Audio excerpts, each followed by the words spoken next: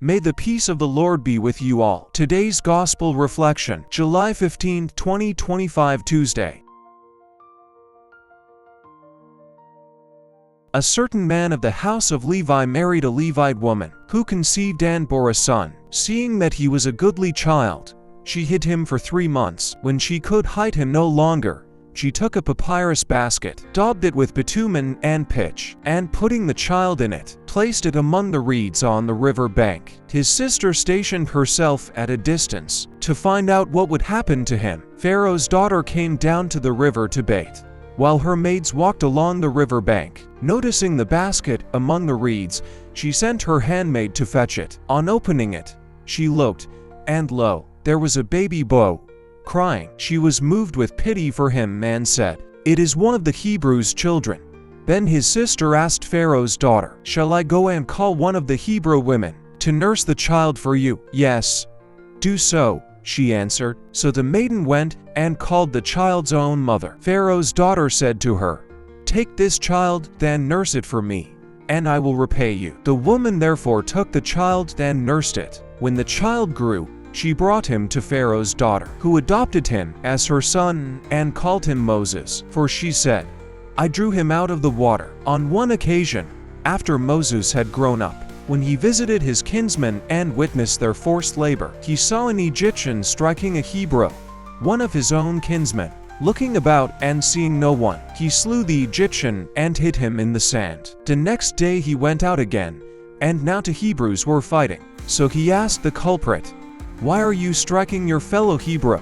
That the culprit replied, "Who has appointed you ruler and judge over us?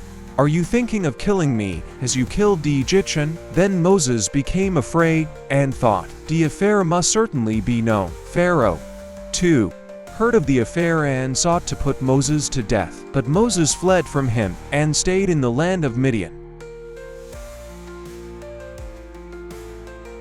Responsorial Psalm. Turn to the Lord in your need, and you will live. I am sunk in the abysmal swamp, where there is no foothold. I have reached the watery depths, the flood overwhelms me. Turn to the Lord in your need, and you will live. But I pray to you, O Lord, for the time of your favor. O God, in your great kindness answer me with your constant help. Turn to the Lord in your need, and you will live. But I am afflicted and in pain. Let your saving help, O God, protect me. I will praise the name of God in song, and I will glorify him with thanksgiving. Turn to the Lord in your need, and you will live. See, you lowly ones, and be glad, you who seek God. May your hearts revive. For the Lord hears the poor, and his own who are in bonds he spurns not. Turn to the Lord in your need, and you will live.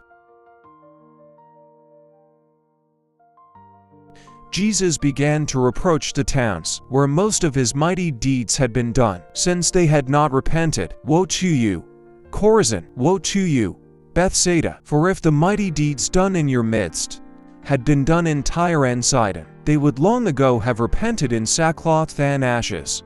But I tell you, it will be more tolerable for Tyre and Sidon on the day of judgment than for you. And as for you, Capernaum, will you be exalted to heaven?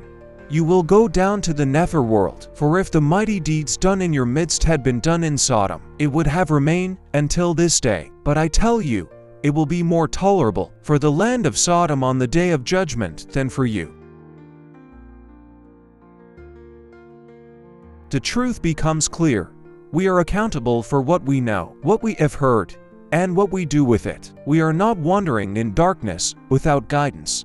Jesus has shown what is good, what is just, what brings life and healing. Yet, far too often, we look away, delay the response, and harden our hearts in the comfort of routine. But now is not the time for complacency. Now is not the time for indifference. We live in a world where truth is more accessible than ever before. Wisdom is calling out, and love has made itself known through acts of mercy, sacrifice, and grace. We've seen lives transformed, relationships restored, and communities healed, not by human strength alone, but by a power of God that invites us to turn from self-centeredness to something far greater. The warning of Jesus, though subtle at first, grows louder with every passing day. Knowledge without change is not wisdom. Privilege without repentance is not peace. Being exposed to goodness again and again without responding leads to a slow, quiet hardening of the heart. It's easy to believe we're doing enough by simply hearing, but what matters most is what we do with the good news that has been given to us. This is a call to awaken, not with fear, but with urgency. Each of us is called to reflect.